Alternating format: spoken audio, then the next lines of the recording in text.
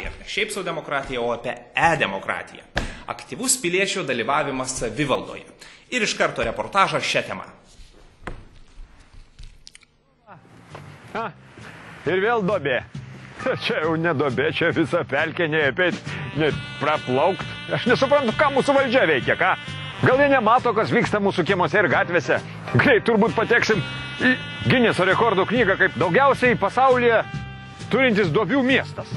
Gal reiktų pranešti savivaldybėje, Nors pamenu, kai ėjau į savivaldybę pranešti apie sulūžusį krepšinio lanką mūsų kieme, tai užtrukau ten bene pusdienį, kol galėjau pranešti apie tai. Ir tai, kai jau pagaliau galėjau patekti pas valdininką, tai baigėsi darbo valandos ir likau ant ledo. Likau nieko nepešęs. O ar žinojote, kad dabar jau galite apie tai pranešti internetu? Naudodamasis savivaldybėse įdiegtomis e-demokratijos paslaugomis. Juk tai būtų daug paprasčiau nei gaišti laiką savivaldybėje. Iš tikrųjų, aš kažką girdėjau apie tai per radiją. Gal vertėtų išbandyti? E-demokratijos paslaugomis gali naudotis Ignalinos, Šalčininkų, Varėnos, Jonavos, Šakių, Rokiškio, Zarasų, Ukmergės, Utenos rajonų ir Trakų bei Elektrėnų savivaldybės. Artimiausiu metu e-demokratijos paslaugomis galės naudotis ir kitų savivaldybių gyventojai.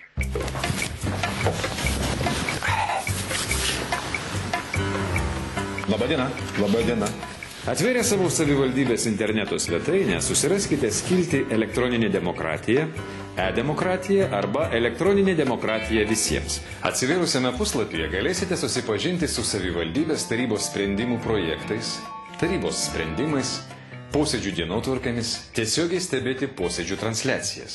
Prisijungę galėsite atlikti registruotiems vartotojams skirtas funkcijas, pranešti apie iškilusias problemas, peržiūrėti pateiktas idėjas ir jų įgyvendinimo būseną, dokumentus, vaizdo ir garso transliacijų įrašus, dalyvauti apklausoje ir diskusijose. Konkrečiose savivaldybėse esančios e-paslaugos gali skirtis. Nemaniau, kad naudotis e-demokratijos paslaugą yra taip paprasta. Pirmą kartą naudojusi e-paslaugomis ir manau, kad ir toliau jomis naudosiuosi, nes viską sutvarkiau per kelias minutės. Nereikėjo ir nei eilėse stovėti, nei iš kabineto į kabinetą lakstyti. O be to, taigi aš rašydamas skundą, tai suspėjau ir sriubą įsivėti. Tai vadinasi, vienu metu galėjau atlikti kelis darbus. 2, ne, 3, nes buvau dar kai kur užėjęs. Trumpam. Labai teisingai aktorius su kepure pašnekėjo. Svarbiausia – pabandyti. Ir pamatysite, kad tai yra ne taip sudėtinga, kaip gali pasirodyti iš pirmo žvilgsnio.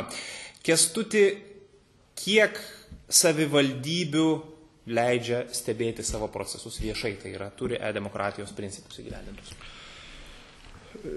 Taip, šiuo metu jau yra 15 savivaldybių, kur projektus yra šitos įgyvendinę. Tai iš tikrųjų labai patogus įrankis, aš turiu galvoje demokratijos visos, reiškia, realizuotos programinės, techninės įrangos priemonės yra labai efektyvios ir vietos politikam, ir žmonėms, būtent ir santykiai išlaikyti. Ypatingai tai yra politikam labai svarbu, dėl to toks buvo aktyvus savivaldybių dalyvavimas šito projekto gyvendinimuose. Nes tai tikrai labai patogi gera priemonė, jeigu nori tikrai realizuoti žmogaus lūkesčius, gyventojų poreikius, matyti jų nuomonę, žinot, tai yra patys greičiausias ir pats geriausias būdas.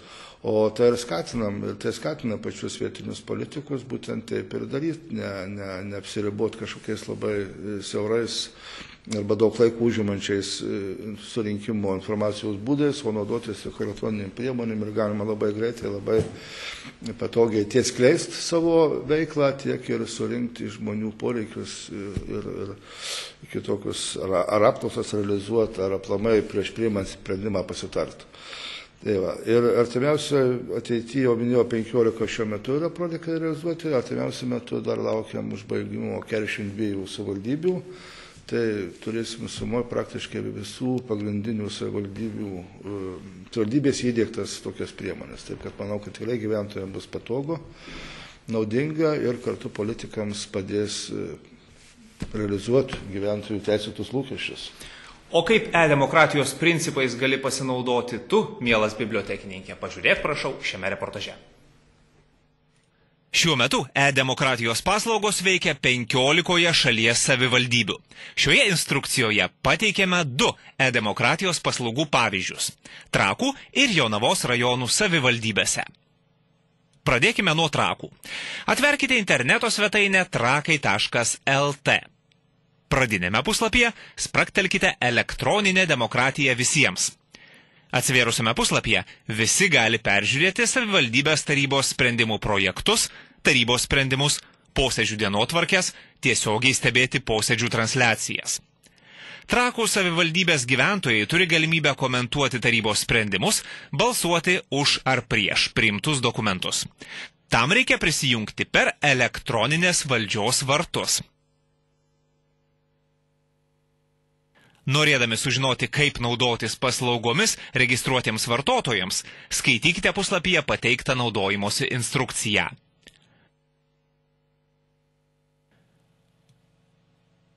Pereikime prie Jonavos pavyzdžio. Atverkite interneto svetainę jonava.lt. Pradinėme puslapyje spraktelkite e-demokratiją. Atsivėrusio puslapio kairėje pusėje matysite nuorodas.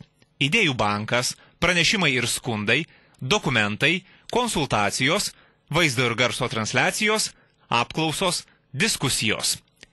Visi interneto vartotojai gali peržiūrėti pateiktas idėjas ir jų įgyvendinimo būseną, dokumentus, vaizdo ir garso transliacijų įrašus, dalyvauti apklausose ir diskusijose.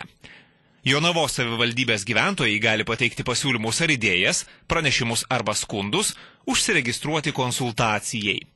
Tam reikia prisijungti. Puslapio apačioje spraktelėjus prisijungimas per elektroninės valdžios vartus. Tai ką? Realizuokite savo teisę į e-demokratiją. Būtinai naudokitės. Ir ką? Mano bičiulis, sušylęs, prijaukintas, pasiruošęs keliauti pas jūs. Pasiruošęs, nes konkursas jau baigtas, atsakymų neberašykite. Viskas, uždaryta, atsakymų daugiau nebepriimame. Dabar sulaukite tik laidos pabaigos, kuomet mes trauksime burtus ir sužinosime, kam atiteks šis kompiuteris. Gerai, Kęstuti, kalbame toliau apie e-paslaugas. Aš pamenu, kaip aš rašiau savo bakalauro darbą. Ir pamenu Mažvydo biblioteką, su visa pagarba lenkiuosi jai, bet prisimenu tas ilgas valandas, kuomet netokioj šiltoje bibliotekoje sėdėjau ir varčiau senus lietuviškus laikraščius. Pirštai atgrubo, buvo šalta, drėgna ir su pavydu žvelgiu į dabartinius studentus, kurie dabar atlikdami tą patį darbą gali savo sėdėti šiltai, jaukiai namuose arba universitetuose. Vedu prie portalo ir e-paslaugos epaveldas.lt. Ir noriu pristatyti reportažą, kaipgi jūs, mielieji, galite naudotis šiuo puslapiu, surinkdami medžiagą apie praeitį. Taigi, epaveldas.lt. Atverkite interneto svetainę epaveldas.lt. Pradinėme puslapyje galite atlikti greitą dokumentų paiešką. Jeigu norite rasti konkretų dokumentą, paieškos laukelyje kūrėjas teikėjas įrašykite kūrinio autoriaus pavardę arba laukelyje antraštė įrašykite kūrinio pavadinimą ar jo fragmentą. Jeigu nežinote tikslios informacijos apie kūrinį, paieškos laukelyje tema arba teksto žodžiai įrašykite žodžius jūsų ieškoma tema. Galite nurodyti kūrinio sukūrimo metus ir pasirinkti vietą, kurioje saugomas dokumentas. Bibliotekos, archyvai, muziejai, kiti. Suvedę šią informaciją, spraktelkite Ieškoti. Paieškos rezultatuose matysite kūrinio vaizdą, trumpą informaciją, nuorodas, aprašas ir vaizdai. Spraktelėję aprašas rasite išsamią bibliografinę informaciją apie kūrinį ir kur jis saugomas.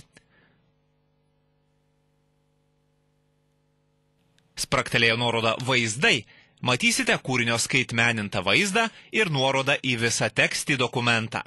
Jį atsivėrę galėsite kūrinį peržiūrėti ar skaityti.